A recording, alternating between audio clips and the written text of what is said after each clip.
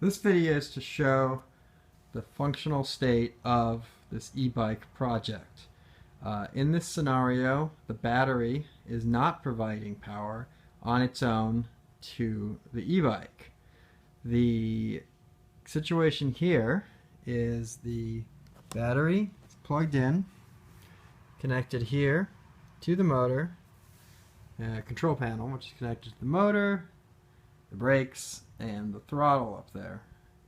In this scenario, the battery remains plugged into its charger, which is green, fully charged battery, which is then plugged in to the wall socket. So it's receiving power directly to the battery, directly to the bike.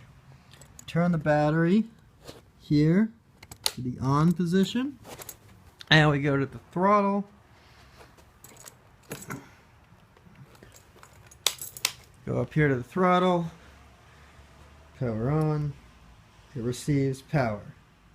It's functional as long as the battery is plugged in to the wall.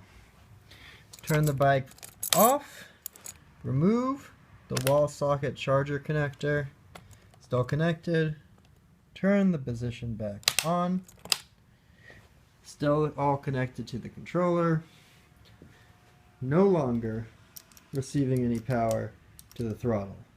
Here we have the case of a fully charged battery connected to the bike. No power is being transferred without a connection to the charger and the wall socket.